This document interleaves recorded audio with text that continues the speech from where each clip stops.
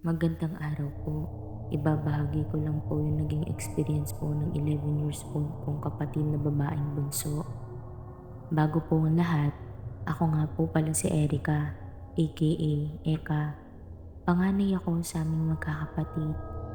Dalawa lang kami magkakapatid ni Nicole since na-confine ng mama namin sa hospital sa QC itong May 2016.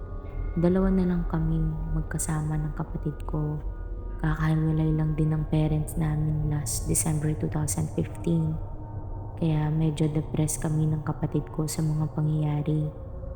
Simula din nang mapaalis kami sa inupahan namin ay doon na kami nakatira ng kapatid ko sa kaibigan ng mama ko. July 7, 2016 ng 4 a.m. Habang tahimik ang paligid at mahimbing sa pagkakatulog, ang mga kasama namin sa bahay ay nagasing na lang ang bigla nang may marinig akong iyak sa tabi ko. Umiiyak yung kapatid ko habang nakatakip sa mukha niya yung mga kamay niya. Tinanong ko siya, Bakit ka umiiyak, Nicole? habang tinatanggal ko yung mga kamay niya. Ate, tingnan mo. Pinakita yung malaking maitim na lalaki sa may kortina. Ang kapal ng buhok, tapos puti ng lahat ng mata na nakasiga sa akin. Pero nung bigla akong napatingin sa kortina, wala naman akong nakikita.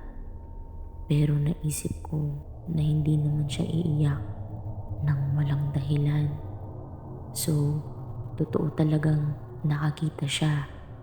Bigla akong natakot at kinabahan ng sobra.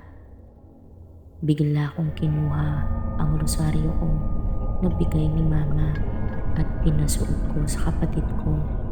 Niyakap ko siya. Hindi ko pinapahalatang natatakot ako. Basta niyakap ko lang siya. Sabi ko sa kanya, manalangin tayo para mawala na yung nakita mo. Tapos, di na siya makatulog nun. Kaya dinamayan ko na lang din siya. Hanggang 7 a.m. na ulit kami natulog.